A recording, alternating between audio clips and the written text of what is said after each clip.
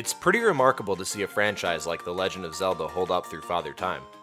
Nintendo was fully aware how groundbreaking of a title Ocarina of Time was, and although Majora's Mask had a great cult following, it did not have the same commercial success as its predecessor.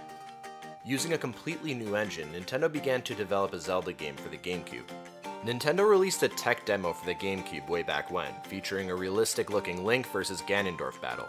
Fans were eagerly awaiting to see this Zelda game in action, but when Zelda Wind Waker was announced, the cartoony graphics provided a bit of backlash. Around this time, fans were seeing the Xbox and the PS2 in action with all their fancy graphics, so they were saying, "Hey, where are the Zelda graphics over here?" There was a fear throughout the Zelda fanbase, thinking Nintendo would want to cater to a more kid-friendly audience. Whether or not that was their intention, it turns out that the art style of Wind Waker was a fantastic idea. This art style holds up much better than Ocarina of Time or even later installments like Twilight Princess. Graphics obviously improve over time, so if you try to go the realistic route, it's obviously not going to pay off in the long run.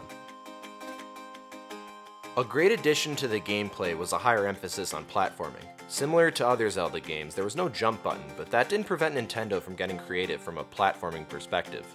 They introduced the ability to swing from rope to rope, which was essential for progressing through adventures. The controls and physics were straightforward and simple enough for me to easily comprehend and execute, even when I was younger. They expanded on some of the mechanics from Majora's Mask as well, like using these plants to launch yourself into the air and glide using your trusty leaf. That inspiration was pulled from the Deku Scrub Mask, where you would glide from platform to platform. The world of Wind Waker is connected by a giant ocean that you can sail to travel from destination to destination. Although it is exciting to go across the high seas the first couple of times, the game felt pretty linear to me. There were not that many side quests and things to do, which made the ocean feel extremely empty at times.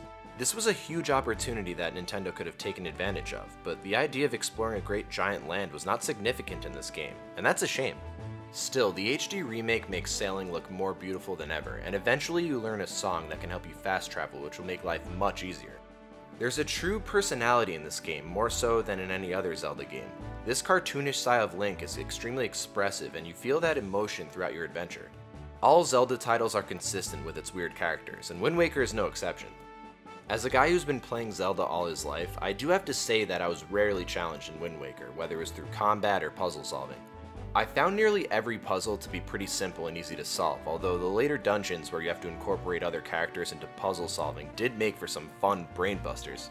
I do have to say that the Earth Temple is one of my favorite dungeons in the series. Utilizing Medley to reflect light into your ability to reflect light made me feel like a genius. Some of these puzzles were nuts. Combat improved from Ocarina of Time and Majora's Mask with an addition of an action button to counter enemies. You only have a split second to press the action button as an enemy attempts to strike you down, and there's a series of badass animations of Link countering his opposition. This was a lot easier than it looks though, trust me. The story of Wind Waker is one of the better stories in the series. Unfolding how this giant world correlates with Hyrule becomes super interesting. You're going to see a lot of references to other Zelda titles. The HD remake on the Wii U is the best version to play. A lot of people love criticizing the Wii U gamepad, but it's extremely intuitive to switch your items on the fly by utilizing the gamepad. You can also look at your map through the gamepad instead of pausing every time you want to gather your bearings. Also, since it's an HD remake, it's in HD. This is seriously a gorgeous world. Alright, time to talk about the bad thing that everyone always talks about in this game, and that's the Triforce Quest. For those of you who don't know, the final quest before defeating Ganon was the bane of Wind Waker's existence. You have to obtain all of these Triforce shards scattered across the world, but the execution of this quest was more of a chore than an actual challenge. The HD remake made this quest a lot more tolerable. They completely nerfed it. As a lifelong Zelda fan, this game will always be near and dear to me. The music is fantastic, the graphics aged like a fine wine. This game simply holds up. If I had to rank it between all Zelda games, I'd probably place it as one of my least favorite games due to less dungeons and a much easier difficulty. Don't get it twisted though. This is a Zelda adventure to its fullest, and it borrows millions of elements from its predecessors. I absolutely adore this game despite my minor complaints. Zelda Wind Waker is a special game that incorporates one of the better stories in the series, with rock-solid gameplay that are welcome for newcomers.